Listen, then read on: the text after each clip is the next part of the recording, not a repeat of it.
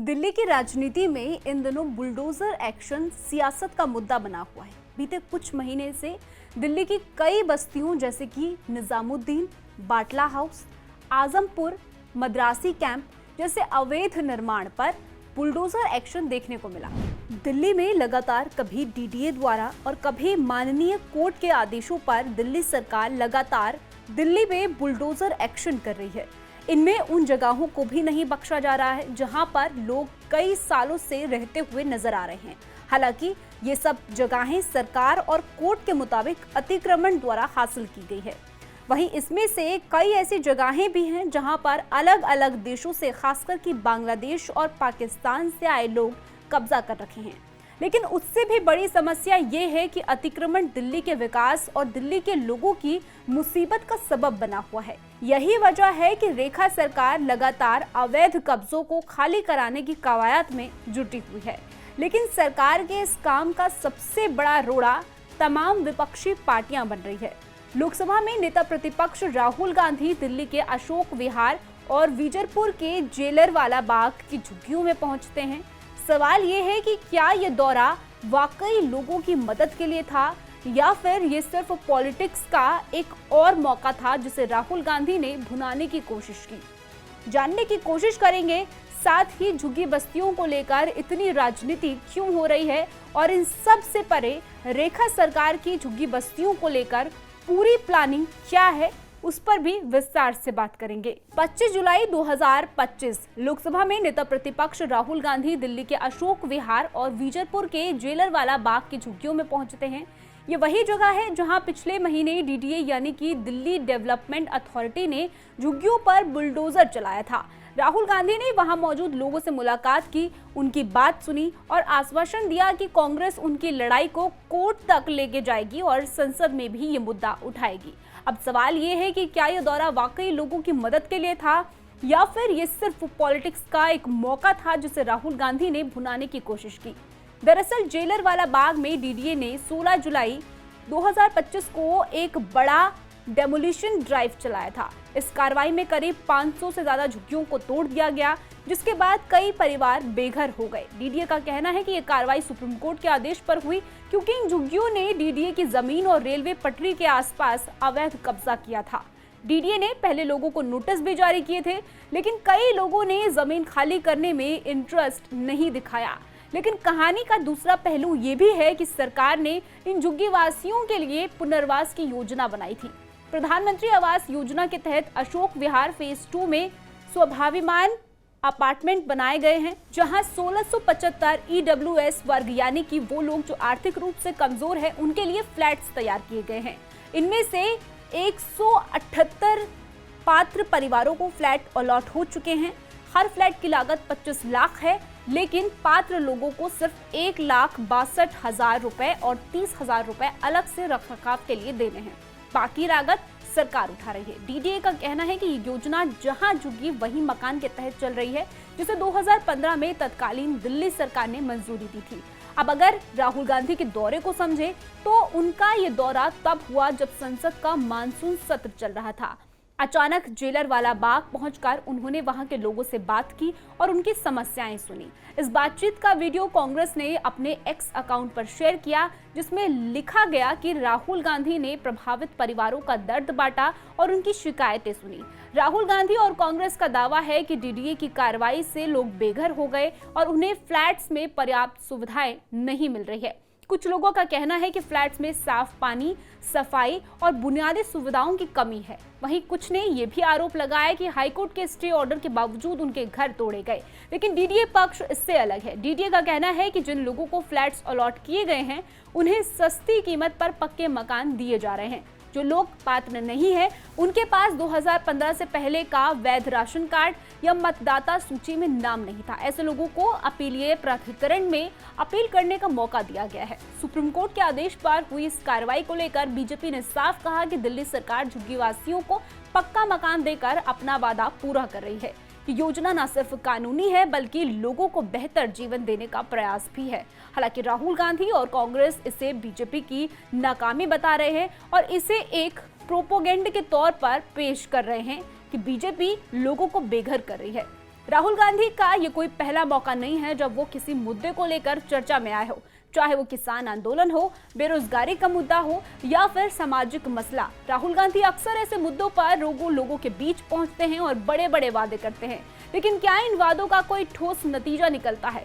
ये सवाल बार बार उठता है। उदाहरण के लिए समझिए, 2020 में जब दिल्ली में दंगे हुए थे तब भी राहुल गांधी ने प्रभावित इलाकों का दौरा किया था और सरकार का निशाना साधा था, लेकिन उनके इस दौरे का कोई खास असर नहीं हुआ। इसी तरह साल 2023 में छत्तीसगढ़ में कांग्रेस की सरकार थी, जब वहां 1000 से ज्यादा झुग्गियों को तोड़ा गया था। उस वक्त राहुल गांधी ने इस मुद्दे पर कोई बयान नहीं दिया। यही वजह है कि कई लोग सवाल उठा रहे हैं कि जब कांग्रेस की सरकार रहती है तब राहुल गांधी को गरीबों का दर्द नहीं दिखता। ये सवाल उनके इरादों पर संदेह पैदा करता है। राहुल गांधी की छवि एक ऐसे नेता की रही है जो मुद्दों को उठाते हैं लेकिन उसका कोई ठोस समाधान पेश नहीं करते। उनकी रैली और बयानों में अक्सर भावनात्मक बातें होती हैं, लेकिन जमीनी हकीकत से उनका कनेक्शन कम ही दिखता है। जेलरवाला बाग के मामले में भी यही लगता है कि राहुल गांधी ने इसे एक पॉलिटिकल मौके के तौर पर देखा है, ना कि वाकई लोगों की मदद के इरादे से। राहुल गांधी और कांग्रेस का यह दावा कि बीजेपी लोगों को बेघर कर रही है कई मायनों में भ्रामक लगता है। डीडीए की कार्रवाई सुप्रीम कोर्ट के आदेश पर हुई थी और ये पूरी कानूनी थी।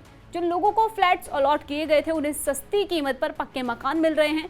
जो लोग पात्र नहीं हैं उनके लिए अपील का रास्ता भी खुला हुआ है। ऐसे में ये कहना कि बीजेपी लोगों को बेघर कर रही है हकीकत से परे है। कांग्रेस का ये प्रोपेगेंडा लोगों में भ्रम फैलाने की कोशिश लगता है। राहुल गांधी ने अपने दौरे में लोगों से मुलाकात तो की, लेकिन क्या वो मामले में कोई ठोस समाधान निकाल पाए? नहीं। उनके आश्वासन में कोर्ट और संसद में मुद्दा उठाने की बात तो थी, लेकिन ये स्पष्ट नहीं था कि इससे लोगों को तुरंत राहत कैसे मिलेगी। ऐसे में ये सब पॉलिटिकल पॉइंट्स स्कोर की कोशिश करने का लगता है। आखिर दिल्ली की राजनीति में झुग्गियां इतना बड़ा मुद्दा क्यों बना हुआ है? आखिर क्यों सभी पार्टी झुग्गियों को लेकर सियासत कर रही है, ये भी समझिए। और इसको समझने के लिए आपको कुछ डेटा जानना होगा। 2008 के दिल्ली विधानसभा चुनाव तक माना जाता है कि दिल्ली के झुग्गी झोपड़ी के वोटर्स के बीच कांग्रेस की एक तरफा पैठ थी। 2013 में आम आदमी पार्टी ने उनके इस वोट बैंक में पहली बार सेंधमारी की। इससे कांग्रेस का सुपड़ा साफ हो गया। 2015 से झुग्गी के वोटर्स आम आदमी पार्टी के साथ हो गए। 2015 और 2020 के विधानसभा चुनाव में झुग्गी बहुल सीटों पर आम आदमी पार्टी का दबदबा रहा। 2020 के चुनाव में इस एक तरह से झुग्गियों ने ही अरविंद केजरीवाल और उनकी पार्टी आम आदमी पार्टी को दिल्ली की सत्ता दिलाई थी। CSDS के डेटा के मुताबिक आम आदमी पार्टी को 61% स्लम वोट मिले थे। 33% स्लम वोट बीजेपी के खाते में गए थे। इस बार बीजेपी ने दिल्ली की सत्ता हासिल करने के लिए झुग्गी वोट बैंक को साधने की कोशिश की। बीजेपी ने दिल्ली में सत्ता में काबिज होने के बाद ही जहां झुग्गी वहीं मकान का वादा किया है। इस वादे के तहत प्रधानमंत्री नरेंद्र मोदी ने 3 जनवरी को दिल्ली के 1675 झुग्गी वासियों को फ्लैट की चाबी दी। 2 साल पहले भी पीएम मोदी ने 3000 फ्लैट की चाबी सौंपी थी। 2024 के लोकसभा चुनाव के बाद से ही बीजेपी का झुग्गी विस्तारक अभियान चल रहा है। अब अगर इसको लेकर दिल्ली से जोड़ा जाए तो अब राजधानी दिल्ली में जिन लोगों की झुग्गी बस्तियां विकास के लिए तोड़ी गई या फिर उन्हें उनके स्थान से हटा दिया गया था, उसको लेकर खूब राजनीति हो रही है। लेकिन आखिर सच क्या है? दिल्ली की रेखा सरकार का झुग्गी वालों को लेकर आखिर क्या प्लान है, ये जानते हैं। तो हाल ही में मुख्यमंत्री रेखा गुप्ता ने रविवार को झुग्गी बस्तियों के विकास के लिए एक बड़ा ऐलान किया। उन्होंने बताया कि झुग्गी बस्तियों के विकास के लिए दिल्ली सरकार ने 700 करोड़ रुपए का बजट आवंटित किया है। उन्होंने साफ किया कि अगर विकास के कामों के लिए अगर झुग्गी बस्तियों को हटाया जाता है तो पात्र निवासी होंगे और उन्हें सरकार की ओर से आवास दिया जाएगा।